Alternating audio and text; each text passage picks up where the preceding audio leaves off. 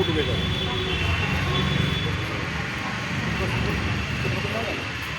चला बैठ कसं स्वरूप आहे? दिनांक 1 ऑगस्ट 2024 रोजी देशाच्या सुप्रीम कोर्टाने अनुसूचित जाती आरक्षण उपवर्गीकरणाचा निर्णय दिलेला आहे. त्या अनुषंगाने मातंग समाजासह ज्या उपेक्षित आणि वंचित जाती आहेत त्या महाराष्ट्रभर आंदोलन करत आहेत, मोर्चे करत आहेत. त्याच धर्तीवरती धाराशिव जिल्ह्यामध्ये सुद्धा येणाऱ्या 20 ऑगस्ट 2026 रोजी आरक्षणाचं उपवर्गीकरण लागू करा या मागणीसाठी भव्य असा महामोर्चा धाराशिवमध्ये अण्णाभाऊ साठे चौक ते जिल्हाधिकारी कार्यालयापर्यंत आम्ही काढणार आहोत. आणि प्रामुख्याने उस्मानाबाद धाराशिव जिल्ह्यामधील आटी तालुक्यामधून जास्तीत जास्त समाज बांधव या मोर्चामध्ये कशा पद्धतीने येईल त्या पद्धतीचं नियोजन आजच्या या जिल्हास्तरीय बैठकीमध्ये आम्ही केलेलं आहे.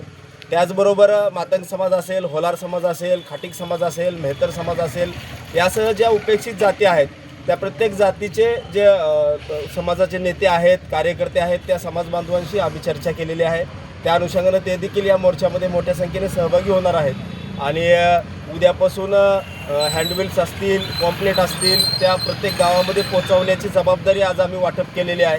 प्रत्येक ठिकाणामध्ये प्रत्येक गावामध्ये आज रोजी अण्णाभाऊ साठेंच्या जयंतीचा महोत्सव चालू आहे. त्या जयंती कमिटीचे जे प्रमुख पदाधिकारी आहेत त्यांच्यासोबत आमच्या बैठका उद्यापासून सुरू होणार आहेत.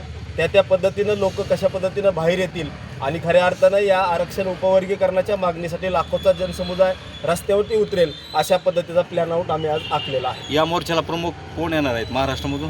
आज महाराष्ट्रामध्ये अनुसूचित जाती आरक्षण वर्गीकरणाचा जो लढा चालू आहे त्यामध्ये मातंग समाज असेल, होलार समाज असेल, वेगवेगळे समाजाचे प्रतिनिधी आज रस्त्यावर उतरून आहेत.